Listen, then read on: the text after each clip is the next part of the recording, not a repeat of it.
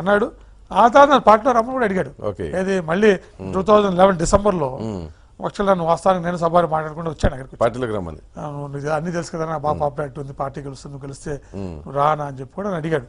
నీకు ఇప్పుడు మనం గెలుస్తావు, నువ్వు మంత్రి ఎంపీ అవుతావు, కాంగ్రెస్ పార్టీని ఎప్పుడు మంత్రి చేయదు, నా దగ్గర అయితే నువ్వు మంత్రి ఏ మంత్రి కావాలంటే మంత్రి అవుతావు, నేను అయితే నాకు అన్నలాంటి వాడు కదా, నువ్వు రానా అన్నాడు. నువ్వు నా మీద స్టేట్మెంట్ ఇవ్వచ్చు, మాట్లాడవచ్చు, అయినా కూడా నాకు ఏముండదు అన్న. నువ్వు రా అన్నా కూడా చెప్పాను, జగన్ నువ్వు గెలుస్తావు అని చెప్పి రాజకీయాల్లోకి వస్తే నేను సర్వేలు చేసుకుంటా అని చెప్పి 5 ఏళ్ళతో ఓడిపోతే మళ్ళీ పార్టీ మారాలి కదా, కావాలి ఇంట్లో కూర్చోడం తెప్పించి నాకు తీసుకు పార్టీలు మారు నేను. పైగా నా మనస్తత్వం జాతీయ పార్టీకి సరిపోదు కదా, రీజనల్ పార్టీ సరిపోదు. అదే చెప్పారు. సో సభవారి ఉన్నాడు అక్కడ పార్లమెంట్ ఇది అవుటర్ లెవెల్. సో నేను నిలకడగానే ఉంటుంది ఏదైనా ఆలోచనప్పుడు కూడా, ఎవరి మీద వ్యక్తిగతంగా ద్వేషం ఉండదు, వ్యక్తిగతంగా ఎవరి మీద వ్యతిరేకత ఉండదు. కానీ అంశాల మీద ఇష్యూస్ మీద మటుకు కఠినంగానే ఉంటాను. రైట్. సో ఇప్పుడు రాజశేఖర రెడ్డిని చాలా దగ్గరగా చూశారు. అప్పుడు జగన్ మీకు బాగా తెలుసు, ఎందుకంటే మీ ఆఫీస్కి తరచుగా వస్తూ ఉండేవాడు. వాళ్ళిద్దరిలో బేసిక్గా మీరు గమనించిన తేడా ఏంటి అసలు? రాజశేఖర రెడ్డి చెప్తున్నా కదా, నమ్మిన వాళ్ళ కోసం నిలబడతాడు. సరే అడ్డొస్తే మట్టుకు ఎవరైనా సరే అంత చూస్తాడు.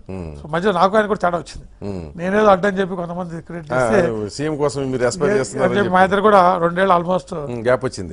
ఆ తర్వాత నిజం ఆయన మెచ్చుకోవాలి. ముఖ్యమంత్రిగా ఉంటూ నాకు ఫోన్ చేసి ఆయన మన ఇద్దరు మధ్య గ్యాప్ అవుతుంది, రా అని చెప్పి కూర్చోబెట్టుకుని 45 minutes మాట్లాడుకొని మళ్ళీ మన పూర్వాలు ఉండాలి మనం చెప్పి అని చెప్పి ఆయనకి ఆయన చొరవ చూసుకో అంటే ఆయన వ్యక్తిత్వం చెప్తాను.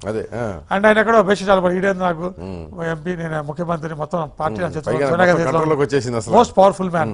అయినా కూడా ఆయన క్యారెక్టర్ లో చెప్తాను, జనరల్గా ఎవరు చేయాలా, నాదేం అవసరం ఉంటుంది ఆయన.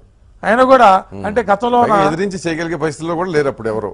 బట్ స్టిల్ నేను లెక్క చేసేవాడు కదా. ఆయన కూడా నా వ్యక్తిత్వాన్ని అతను తెలుసుకున్నాడు, నా గతంలో ఉన్న అనుబంధాన్ని, మా యొక్క సన్నిహితాన్ని ఆయన నవరేసుకొని ఆయనకి ఆయన పిలుచుకొని ఆ తర్వాత చాలాసార్లు షబ్బీర్తో అన్నాడు.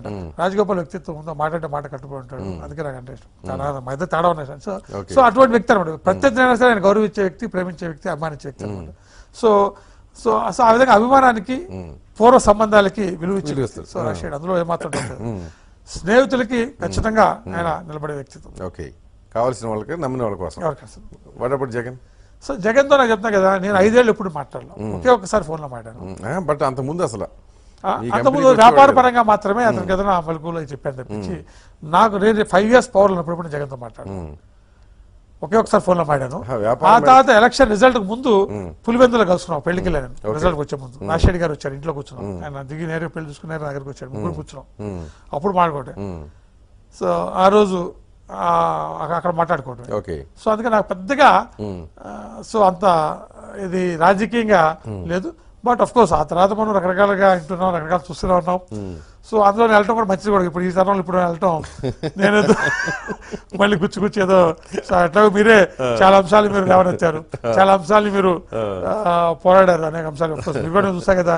రాజశేఖర్ గారు మీరు పోరాడారు, మీరు ఎక్కడ కాంప్రమైజ్ అవ్వాలా, ఏది మీ మీద మీరు కేసులు పెట్టారు, మీ ఎడిటర్ని జైల్లో పెట్టారు, అయినా మీరు లొంగలా. ఎందుకు ఏం చేస్తారు అంతే కదా. 2009లో అధికారం వచ్చినా కూడా మీరు ఎక్కడ చెల్లించాలా.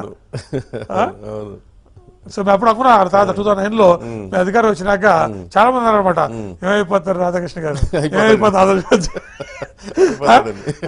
చాలా మంది అంటే కూడా అన్నాను. లేదు అంత విపరీత దూరంగా వెళ్ళకపోవచ్చు రాజశేఖర రెడ్డి అనుకున్నాను అనమాట. పరిణతి చెందింది.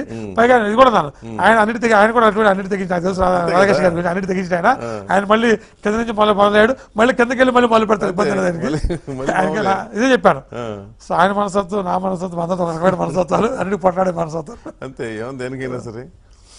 సో ఇట్లా మీకు బేసిక్ ఏంటంటే అతని గురించి మీకు వదిలేద్దాం అది ఇక్కడ. ఎందుకంటే నేను ఒక ఒపీనియన్ చెప్పాను కదా, అదే ఇప్పుడు జగన్ గెలుస్తానని చెప్పున్నాను అనుకోండి, చెప్పేవాడు నెగిటివ్ కూడా చెప్పేవాడు.